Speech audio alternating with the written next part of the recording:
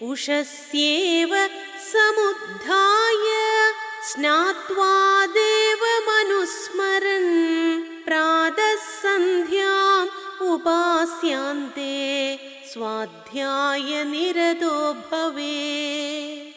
ഉഷസ്യേവ കാലത്തെ തന്നെ സമുദ്ധായ എഴുന്നേറ്റ് സ്നാത്വ കുളിച്ചിട്ട് ദേവം ഈശ്വരനെ അനുസ്മരൻ സ്മരിക്കുന്നവനായിട്ട് പ്രാതസന്ധ്യ ഉപാസിച്ചിട്ട് അന്തേ ഒടുവിൽ സ്വാധ്യായ നിരതഃ ഭവേത് വേദ പഠനകർമ്മത്തിൽ തൽപരനായിട്ട് ഭവിക്കണം.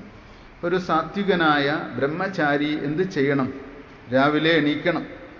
രാവിലെ എണീക്കാന്ന് പറഞ്ഞ് എപ്പോൾ എണീക്കണം എന്ന് ചോദ്യമുണ്ട്. സാധാരണ ബ്രഹ്മചാരികൾക്കൊക്കെ സമയം വിധിച്ചിരിക്കുന്നത് ബ്രഹ്മമുഹൂർത്തമാണ്.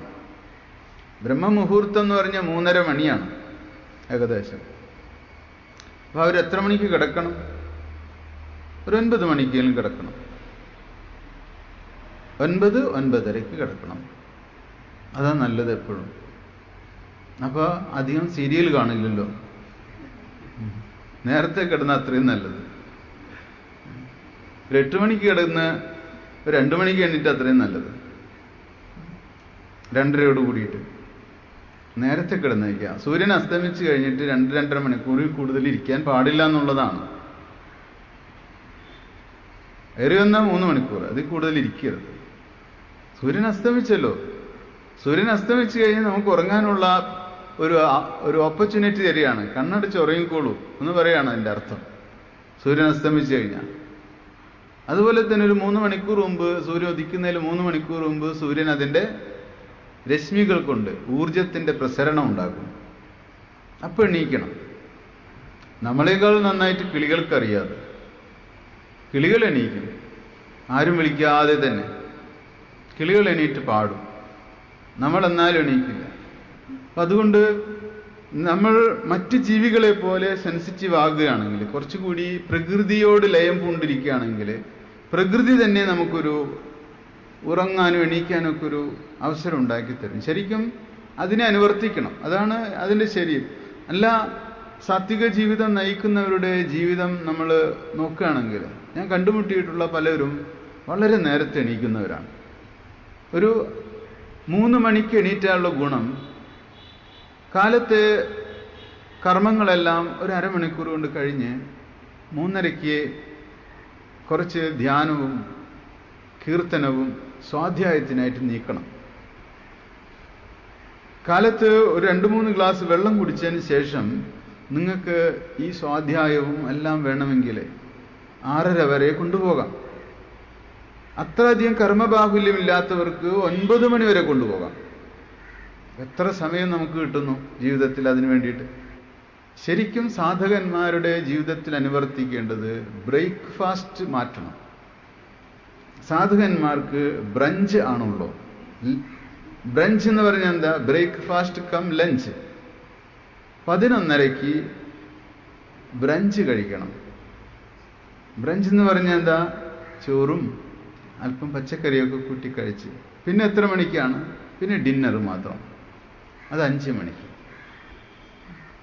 അപ്പോൾ 11:30 കൂടിയിട്ട് 11 മണിക്ക് ശേഷം ബ്രഞ്ച് കഴിച്ചാൽ 5 മണിക്ക് ഒരു ഫുഡ്. ഈ 2 ഫുഡേ പാടുള്ളൂ. വേറെ ഫുഡൊന്നും പാടില്ല. വൈകുന്നേരം കിടക്കുന്നതിന് മുമ്പ് എന്തെങ്കിലും പ്രശ്നമുണ്ടെങ്കിൽ മാത്രം എന്തെങ്കിലും ഒരു ജ്യൂസ് കുടിക്കാം, അല്ലെങ്കിൽ വെള്ളം കുടിക്കാം. അപ്പം അങ്ങനെ ഒരു ജീവിതചര്യ കണ്ടെത്താൻ കഴിയുകയാണെങ്കിൽ നല്ല സാധനകൾ ചെയ്യാൻ കഴിയും. ഈ 5 മണിക്ക് ഭക്ഷണം കഴിച്ച് 8 മണിക്ക് 8-9 മണിക്ക് ഉറങ്ങിയാൽ നിങ്ങൾക്ക് 3:30 എണീക്കാൻ വളരെ എളുപ്പമായിരിക്കും. പക്ഷേ സിസ്റ്റം നമ്മൾ നോക്കുന്നത് മറ്റുള്ളവരെയൊക്കെയാണ്. അടുത്ത അയൽക്കാർ എത്ര മണിക്ക് കിടക്കുന്നു, അവരെത്ര മണിക്ക് എണീക്കുന്നു. പക്ഷെ അവരെ മാതൃകയാക്കാനേ പാടില്ല. നമ്മൾ നമ്മളുടേതായിട്ടുള്ള ഒരു ചര്യ കൊണ്ടുപോകണം. അപ്പം അങ്ങനെ നോക്കുമ്പോൾ ഉഷസ്യേവ സമുദ്ധായ, കാലത്ത് എണീറ്റ് കുളിച്ച് ഈശ്വരനെ സ്മരിക്കുന്നവനായി. ഈശ്വരനെ സ്മരിക്കുക എന്ന് പറഞ്ഞാൽ കീർത്തനങ്ങളിലൂടെ ധ്യാനത്തിലൂടെ ഒക്കെ ചെയ്യാനർത്ഥം. പ്രാതസന്ധ്യ എന്ന് പറഞ്ഞാൽ രാവിലത്തെ സന്ധ്യ. സന്ധ്യ എന്ന് പറഞ്ഞു കഴിഞ്ഞാൽ ഇരുട്ട് മാറി വെളിച്ചം വരുന്ന ആ മാറ്റമാണ് സന്ധ്യ. രണ്ടിൻ്റെയും യോജിച്ചിരിക്കുന്നത്, ഇരുട്ട് മാറുന്നതും വെളിച്ചം വരുന്നതും ഒരു സന്ധിക്കലാണ്. ആണ് സന്ധ്യ എന്ന് പറയുന്നത്. പ്രാതസന്ധ്യ ഉപാസിക്കുക. അന്ത്യ ഒടുവിൽ സ്വാധ്യായ നിരത ഭവേത്. സ്വാധ്യായ നിരതൻ എന്ന് പറഞ്ഞാൽ വേദപഠനം. വേദം എന്നത് അധ്യാത്മശാസ്ത്രം എന്ന അർത്ഥം എടുത്താൽ മതി. അതിലേക്ക് നിങ്ങൾ മുഴുകണം, അതിൽ വ്യാപൃതമാകണം. അങ്ങനെ ആ സമയം എന്ന് പറയുന്നത് മേധാദേവിയുടെ കടാക്ഷമുള്ള സമയമാണ്. രാവിലെ നമ്മൾ പഠിക്കുന്നതൊക്കെ തെളിനീര് പോലെ നമ്മുടെ തലയിലിരിക്കും. വൈകുന്നേരം തോറും മനസ്സും ബുദ്ധിയും ഒക്കെ കലങ്ങി മറിഞ്ഞ് കലുഷമായിരിക്കുന്ന സമയമാണ്. ഒന്നും പഠിച്ചാൽ തലയിൽ കയറില്ല. അതുകൊണ്ടാണ് പറയുന്നത് രാവിലെ എണീറ്റ് ഇതെല്ലാം ചെയ്ത് വേദപഠനത്തിൽ ബ്രഹ്മചാരി തൽപരനാകണം.